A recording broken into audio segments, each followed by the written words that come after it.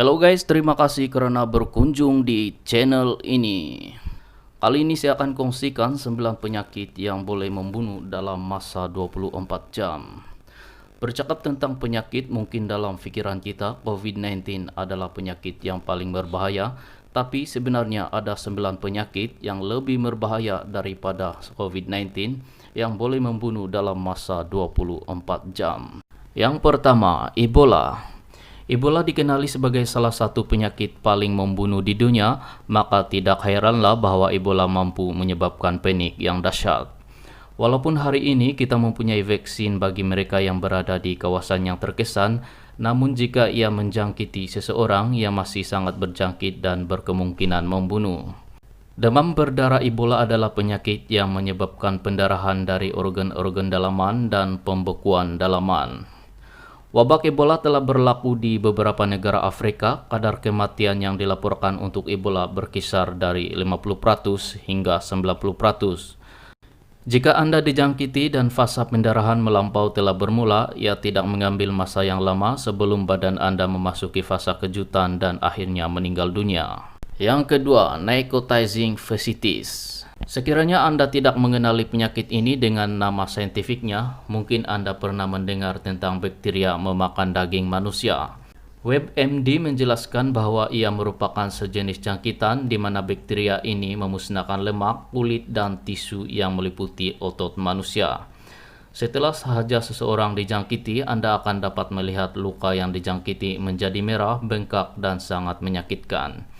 Jangkitan ini boleh tersebar dengan cepat, menyebabkan kejutan dan kegagalan organ, akhirnya menyebabkan kematian. Yang ketiga, epilepsi. Ramai orang hidup lama dan sehat dengan penyakit ini, tetapi Yayasan Epilepsi menjelaskan bahwa dikaitkan dengan fenomena yang dikenali sebagai SUDIP, yang bermaksud kematian secara tiba-tiba dan tidak dijangka dalam epilepsi. Pertama, penting untuk memahami apa sebenarnya yang dimaksudkan dengan epilepsi. Ia bukan penyakit bakteria atau virus, tapi gangguan sistem saraf pusat yang menyebabkan sawan. Apabila SUDIP berlaku, ia secara tiba-tiba sebelum pesakit. Sekitar 1/3 daripada yang mengidap epilepsi menunjukkan tanda-tanda mengalami serangan kejang, tetapi ramai yang tidak menunjukkan sebarang tanda-tanda. Yang keempat, meningitis. Penyakit ini disebabkan oleh jangkitan bakteria yang serius yang mudah tersebar dari orang ke orang jika Anda berada dalam jarak yang dekat. Sebaik sahaja penyakit meningokol berkembang, lapisan perlindungan di sekeliling otak dan saraf tunjang boleh membengkak atau bakteria boleh memasuki aliran darah dan menyebabkan jangkitan maut. 1 dalam 10 orang yang menghadapi bakteria akan mati walaupun telah dirawat, dan 2 dalam 10 akan selamat tetapi mengalami kerusakan otak, kehilangan pendengaran, anggota yang dipotong, atau kecacatan lain. Yang kelima, kolera. Tak ramai di antara kita yang mati akibat kolera, tapi jika Anda berada di bahagian lain dunia, jangkitan penyakit ini mungkin bermakna kematian sudah hampir. Pertubuhan Kesehatan Sedunia menjelaskan kolera adalah penyakit disebabkan oleh cerit-birit yang ditularkan dengan minuman, makanan, atau air yang telah tercemar dengan bakteria tertentu. Ini kemudiannya membawa kepada dehidrasi teruk dan boleh membunuh dalam masa beberapa jam jika tidak dirawat. Kolera kekal ancaman global kepada kesehatan awam yang menyebabkan anggaran 21.000 hingga 143.000 kematian di seluruh dunia setiap tahun. Yang keenam, wabak bubonik. Ramai di antara kita yang tahu bahwa wabak bubonik telah membunuh berjuta-juta nyawa ketika zaman pertengahan. Namun penyakit ini masih boleh dijangkiti sehingga ke hari ini. Pusat Kawalan Penyakit menjelaskan bahwa seseorang itu boleh dijangkiti wabak ini terutama apabila digigit oleh kutu yang dijangkiti membawa bakteria tersebut. Jika Anda dijangkiti wabak ini, Anda mungkin akan melihat tanda-tanda antara 2 dan 6 hari kemudian. Gejala awal termasuk demam, sakit kepala, dan menggigil, serta kelenjar limfa akan membengkak. Apabila bakteria menyerang aliran darah, ia boleh menyebabkan kejutan kematian, tisu, atau jangkitan paru-paru yang teruk. Yang ketujuh, enterovirus D68. Enterovirus memasuki badan melalui saluran usus dan menyebabkan pelbagai penyakit. Anda tidak akan mati hanya disebabkan oleh virus D68 sahaja, tetapi komplikasi daripada penyakit lain boleh mengakibatkan kematian pantas terutama bagi kanak-kanak.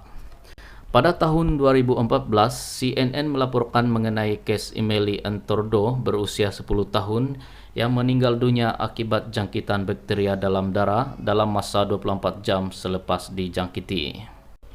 Sama ada virus itu menyumbang kepada kematiannya adalah tidak jelas kerana dia mempunyai jangkitan lain. Tetapi, doktor mengesyaki gabungan kedua-dua boleh menyebabkan tragedi ini. Yang ke-8, demam denggi.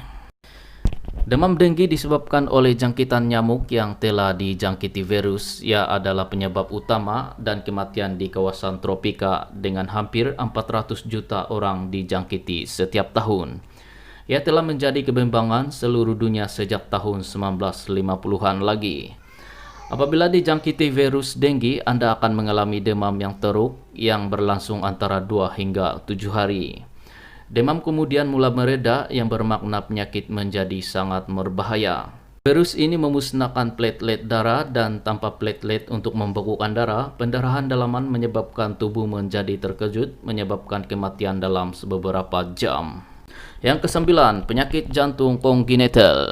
Ini mungkin merupakan penyakit yang paling dahsyat dalam senarai ini kerana ia hadir semasa lahir dan dapat mengakibatkan kematian bayi dengan cepat. Penyakit jantung kongenital adalah jenis kecacatan kelahiran yang paling biasa, menyebabkan lebih banyak kematian dalam tahun pertama kehidupan berbanding kecacatan lain. Salah satu daripada jenis penyakit ini yaitu anomali Abistein berlaku apabila injip yang memisahkan ventricle kanan dan atrium kanan di dalam hati adalah tidak normal. Posisi cacat ini kemudian boleh menyebabkan darah mengalir dengan cara yang salah, menyebabkan pembentukan secair dalam sesetengah kes kegagalan jantung. Lubang-lubang di jantung juga boleh terbina bagi bayi yang baru lahir atau sesetengah bahagian jantung tidak berkembang dengan sepenuhnya.